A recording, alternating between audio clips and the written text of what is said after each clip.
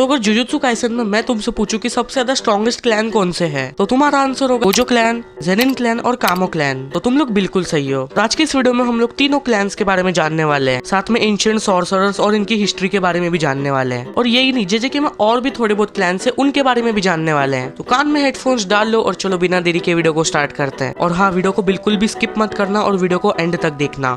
तो सबसे पहले हम लोग बात करते हैं ओकोत्सु फैमिली। यूटा एक एंशिएंट जुजुत्सु लीनेज का एक ब्रांच मेंबर है और इस क्लैन के बारे में भी हमें उतना कुछ ज्यादा बताया नहीं गया है। यूटा खुद एक एक्सट्रीमली पावरफुल सॉर्सरर है और देखो गोजो के बाद वो स्ट्रॉन्गेस्ट सॉर्सरर आता है अभी का, और साथ में उसके पास रिका भी है। तो सोच लो कितना ज्यादा पावरफुल है। वैसे यूटा के बारे में बताने की जरूरत तो है नहीं। नेक्स्ट हम लोग आगे बढ़ते हैं एंड हम लोग बात करते हैं इनोमाकी क्लैन के बारे में। इनोमाकी क्लैन कर्स स्पीच का यूज करते हैं, मतलब कर्स स्पीच टेक्निक का यूज करते हैं एंड जिसके लिए वो जाने भी जाते हैं, जो कि एक रेयर और डेंजरस एबिलिटी है जो कि इनके जनरेशन से जनरेशन पास ऑन हो रही है। इनोमाकी क्लैन काफी ज्यादा छोटा है और कर्स स्पीच टेक्निक की वजह से वो लोग फेमस है। इस टेक्निक से यूजर अपने वर्ड्स को कर्स एनर्जी से बना देता है, मतलब वो दूसरों को कंट्रोल कर सकता है और साथ में उस पर अटैक वगैरह भी कर सकता है। लेकिन देखो जितना इसका फायदा है ना उतना ही नुकसान भी है। तुमने तोगी इनोमाकी को तो देखा ही होगा। वो देखो वो अच्छे से बात तक नहीं कर पाता है। वो जब नॉर्मली बात कर रहा होता है तो वो एक दो वर्ड्स ही बोल पाता है, जैसे कि बर्निटो फ्लेक्स। और अगर इस टेक्निक का गलत तरीके से यूज हुआ तो यूजर को खुद भी हार्म हो सकता है।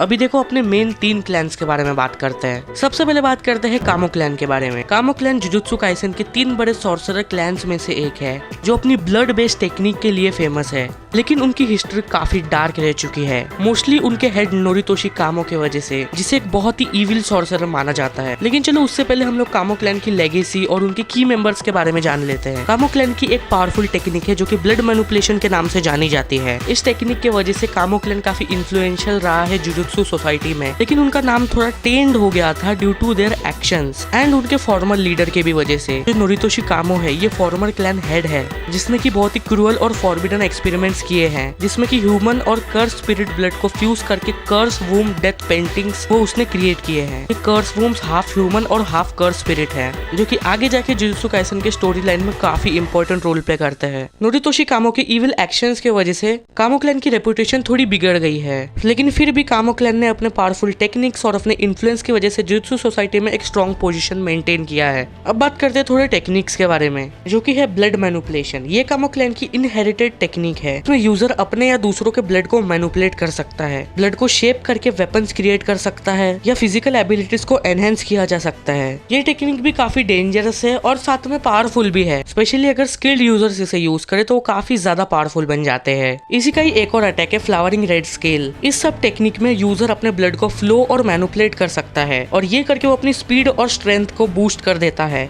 जिससे कि उसके अटैक्स और भी ज्यादा पावरफुल हो जाते हैं। स्लाइसिंग एक्सोर्सिज्म, जिसमें कि ब्लड को एक शार्प वेपन बना के इसे एनिमीज को स्लाइस किया जाता है। यह अटैक काफी फास्ट और प्रेसाइज होता है और स्किल सॉर्सरर्स इसे बहुत ही इफेक्टिव तरीके से यूज करते हैं। अब बात करते हैं जेनिन क्लैन के बारे में। देखो जेनिन क्लैन में 3 बिग सॉर्सरर्स क्लैन में आता है, लेकिन उनके अंदर ही काफी कॉन्फ्लिक्ट्स है, मतलब क्लैन के अंदर ही, क्योंकि उनके ट्रेडिशन स्ट्रेंथ पे डिपेंड करते हैं। क्लैन के अंदर काफी टैलेंटेड जुजुत्सु सॉर्सरर्स है, लेकिन देखो क्लैन के अंदर भी बहुत ज्यादा डिस्क्रिमिनेशन होता है उनके मेंबर्स के साथ जिनमें इनहेरिटेड कर्स टेक्निक्स नहीं होती या फिर उनके पास कर्स एनर्जी थोड़ी कम होती है। एनीमे और मांगा में हमने बहुत सारे कैरेक्टर्स को देखा है, जैसे कि तोजी फुशिगुरो। तोजी को क्लैन ने रिजेक्ट कर दिया था क्योंकि उसके पास बिल्कुल भी कर्स एनर्जी नहीं थी। इस वजह से उसने जेनिन सरनेम को ही छोड़ दिया और उसके वाइफ के सरनेम फुशिगुरो को अपना लिया। तोजी ने अपने फिजिकल एबिलिटीज को इस लेवल तक पहुंचाया और उसने इतना ट्रेन किया कि उसने देखो गोजो को तक एक बार मार चुका है और साथ में उसने कर्स टूल को भी यूज करना सीखा। फिर आती है माकी जेनिन। माकी एक और मेंबर है जिसको कि जेनिन क्लैन ने रिजेक्ट कर दिया क्योंकि देखो उसके पास काफी कम कर्स एनर्जी थी। तो फिर क्या, माकी ने भी अपने फिजिकल स्ट्रेंथ को बहुत ही ज्यादा ऊंचे लेवल पे ले गई, इसलिए तो देखो उसे फीमेल तोजी बोलते हैं। उसका मेन गोल हो गया था उसके क्लैन को डिस्ट्रॉय करना, क्योंकि उन्होंने उसकी बहन को भी मारा था। वैसे इसके ऊपर फुल वीडियो में लाऊंगा कि how Maki kill Zenin clan and why she killed, तो उसके लिए जरूर वेट करना। फिर आता है Naobito Zenin. Naobito Zenin clan का हेड था और उसने क्लैन के लीडर के रूप में काफी रिस्पेक्ट मिली थी। फिर नाओबितो के मरने के बाद जेनिन क्लैन की लीडरशिप के लिए काफी इंटरनल कॉन्फ्लिक्ट्स हुए। जो नाओबितो की कर्स टेक्निक थी वो थी प्रोजेक्शन सॉर्सरी, जिसमें वो टाइम को डिवाइड करके अपने मूवमेंट्स और अटैक्स को काफी फास्ट कर देता और काफी ज्यादा प्रेसाइज बना देता। और ये टेक्निक टेक्निक जेनिन क्लैन की स्ट्रॉन्गेस्ट टेक्निक में से एक है। फिर नाओया जेनिन। नाओया जेनिन नाओबितो का बेटा था। उसका गोल अपने फादर के बाद जेनिन क्लैन का हेड बनना था। नाओया काफी एरोगेंट और ईगोइस्टिक था। उसके बिलीव्स भी क्लैन के ट्रेडिशनल वैल्यूज को अलाइन करना था, जिसमें स्ट्रेंथ सबसे इंपॉर्टेंट चीज होती है। और नाओया भी प्रोजेक्शन सॉर्सरी का यूज करता है। फिर आती है जेनिन क्लैन की मेन टेक्निक, जिसको कि हम कहते हैं 10 शैडोज टेक्निक। जेनिन क्लैन की सबसे पावरफुल इनहेरिटेड टेक्निक्स में से एक है। 10 शैडोज टेक्निक से 10 डिफरेंट शिकिगामिस को समन किया जा सकता है। इस टेक्निक को अभी मेगुमी फुशिगोरो यूज करता है, जो कि तोजी फुशिगोरो का बेटा है। ये जो टेक्निक है ये काफी यूनिक और वर्सेटाइल है। ये टेक्निक जेनिन क्लैन के लिए काफी स्पेशल मानी जाती है। मेगुमी इसे काफी इफेक्टिवली यूज करता है। इस टेक्निक का फुल पोटेंशियल हमें अभी तक नहीं दिखा है।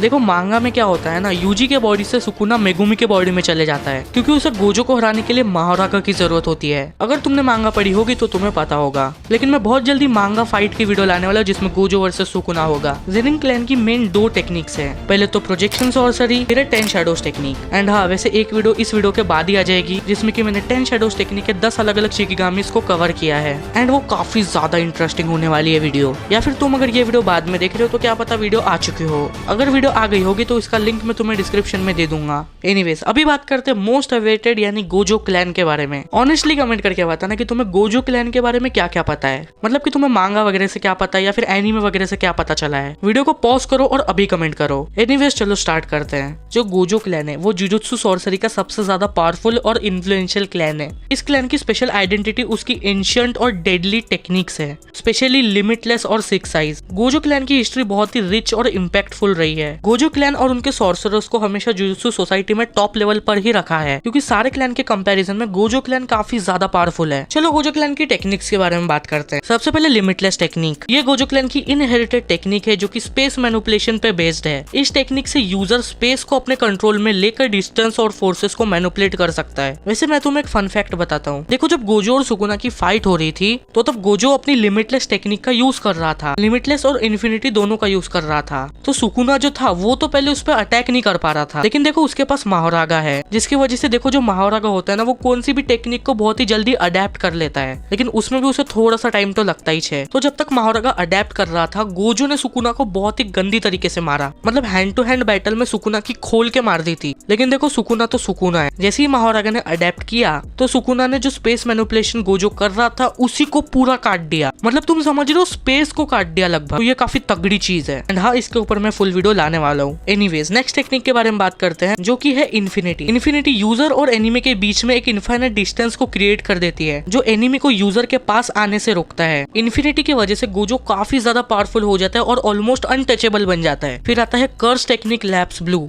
ये टेक्निक नेगेटिव एनर्जी का यूज करके स्पेस को कंप्रेस करती है, जिससे कि एनिमी को अपनी तरफ खींचने या कोलैप्स करने का पॉसिबल होता है। नेक्स्ट है कर्स टेक्निक रिवर्सल रेड। में पॉजिटिव कर्स एनर्जी का यूज होता है, जो एनिमी को एक बहुत ही पावरफुल रिपल्सिव फोर्स के साथ वो उसे ढकेल देता है। ये टेक्निक गोजो की सबसे ज्यादा डिस्ट्रक्टिव टेक्निक है। फिर है सिक्स आइज। सिक्स आइज एक इनहेरिटेड टेक्निक है, जो कि गोजो क्लैन के सिलेक्टेड मेंबर्स को ही मिलती है। सिक्स आइज और लिमिटलेस टेक्निक को अगर कंबाइन किया जाए, जो सॉर्सरर इसे यूज कर रहा है वो उसके पास गॉड लाइक पावर आ सकती है। फॉर एग्जाम्पल, तुम्हें तो पता ही है, गोजो सिक्स आइज का यूजर कर्स एनर्जी को इतनी एक्यूरेट कंट्रोल कर सकता है कि उसका यूज मिनिमल हो जाता है और उसकी परस्पेक्शन सुपरनेचुरल लेवल पे चली जाती है। और जो अटैक्स होते हैं ना, वो सिक्स आइज की वजह से काफी ज्यादा कंसाइज हो जाते हैं। सिक्स आइज यूजर को वर्ल्ड की कर्स एनर्जी को डिटेक्ट करने के लिए उसे ज्यादा टाइम नहीं लगता, वो जल्दी डिटेक्ट कर लेता है और वो प्रेडिक्ट भी कर सकता है और साथ में वो उसे यूटिलाइज भी कर सकता है। इस वजह से सिक्स आइज यूजर को डिफीट करना ऑलमोस्ट इम्पॉसिबल बन जाता है। लेकिन अब क्या बोलूं, सुकुना ने लिमिटलेस, सिक्स आइज, इन्फिनिटी और क्या क्या हरा दिया।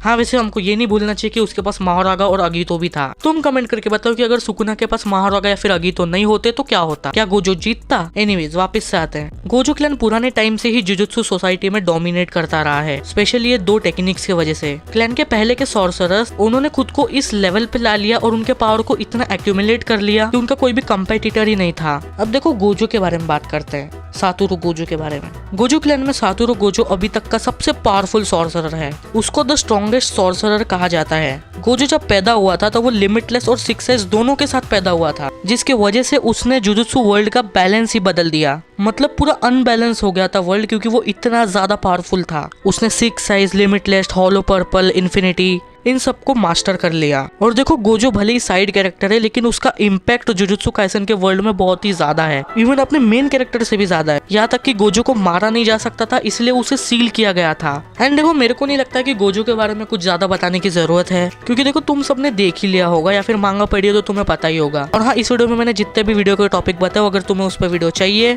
तो बस कमेंट कर देना। जितने ज्यादा कमेंट होंगे मैं उस पर उतनी जल्दी वीडियो बनाऊंगा, तो कमेंट कर देना। और ये भी कमेंट करना कि तुम्हें ये वाली वीडियो कैसी लगी, या फिर अगर कोई वीडियो आइडिया देना है तो वो भी तुम मुझे कमेंट करके जरूर बताना। और चैनल को भी सब्सक्राइब कर लेना, साथ में वीडियो को लाइक और टेलीग्राम चैनल को भी ज्वाइन कर लेना। मिलते हैं अगली वीडियो में, तब तक के लिए बाय बाय।